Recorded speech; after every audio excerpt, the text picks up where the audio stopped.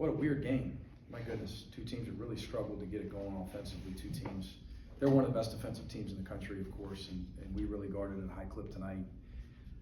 Got some stops down the stretch when needed. I thought our bench was really good. Jason Holt, plus 17, Frank Anselm, really defended the glass at a high level. I thought did a pretty good job defensively. And Justin Hill was arguably as effective for us offensively as anyone. Hit some timely shots. It was a gritty win, you know, a hard-fought win. Two teams I thought that played really hard. I thought we did a great job despite them getting 14 offensive rebounds. I think that number is a little bit misleading because they missed a bunch of free throws, of course. Thank God for us, and they missed a few from the field. They gave us opportunities. That 14 number could have been a lot higher. They're one of the best offensive rebounding teams in the country. Obviously, they're one of the best teams in the country turning you over. I want to say top 5 coming into this game, if I'm not mistaken, and we get 18 there, so we've got to continue to improve. But thankful to the crowd that came out. I thought they were a really big factor in the win, especially defensively late in the game. Mississippi State's very, very good, and every team in this league is, so we'll take every one that we can get. It's a good win for us. Mike, y'all obviously struggled offensively all game, but yeah. One, what were some of the, issues you saw? But two, what does it say about your team that they're able to gut out a win when it's, tied with 4 minutes to go there? Yeah, I think it's progress. That's a step, right? I mean, a lot of teams are not winning that game. You shoot 29%, correct? Is that what we shot? Mm-hmm. You shoot 29.8 and 18 turnovers, and you find a way to win. That's pretty unique. I haven't been a part of many of those, but Coach Jans and his staff and those guys collectively, my goodness, do they guard you? And they're a little bit unique in their approach with their heavy side and their firing of the post. And Braylon has gotten to the point where, and they do it, to every team, but they swarmed him, and they're very handsy, and they load to the basketball. They're long, athletic, quick, play really hard. They're very physical, and it would have taken that type of effort, obviously, especially when you're not converting like you'd like to from the field to be competitive down the stretch against these guys. You talked about Terry's offensive game. He didn't score until the second half. Did you say anything to him coming out of the break, or No. just what stood out to you about him after halftime? We set a few more ball screens in the first half. We were a little bit call heavy. In the second half, we were a little bit call heavy first half. We wanted to try to establish the interior and find a level of comfort down there, and we never really did. Thank goodness that Terry and Justin in space, off of simple ball screens, made some pretty good decisions, especially again, Justin Hill with 1 turnover. He only had 2 assists, but he moved a little bit and made some reads, and Terry made some plays, of course, as he has been. But aggressive with attacking ball screen coverages. And credit to, Braylon gets the double-double, and Frank didn't get it going offensively. He didn't score it, but I thought he did a really good job of sprinting the ball screens and create space between him and his defender, and allowing those guards to play in space a little bit and get downhill.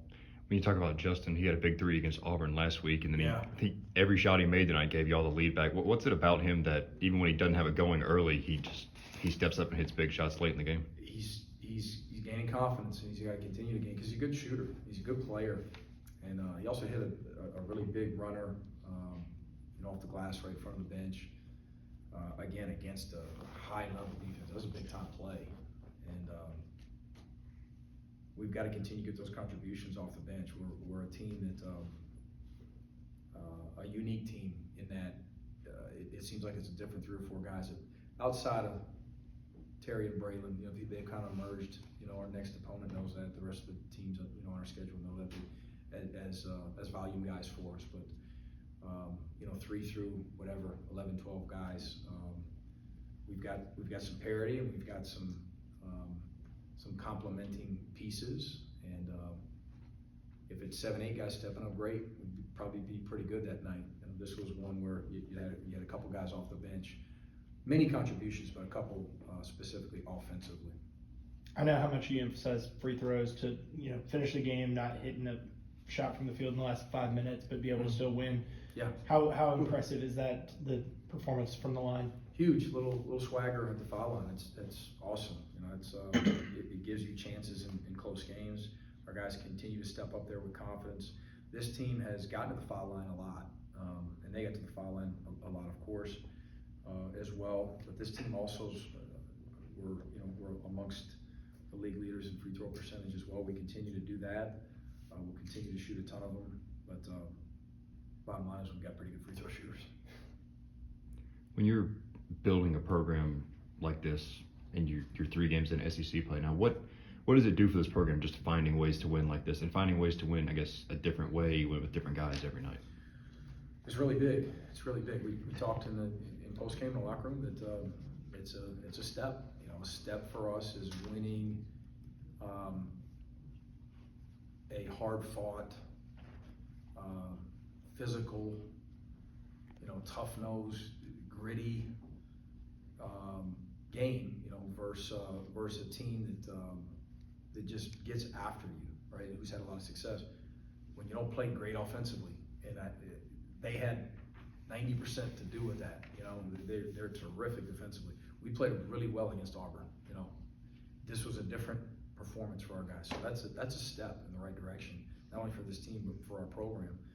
The next step is at some point we got to break through on the road. Cario held scoreless tonight.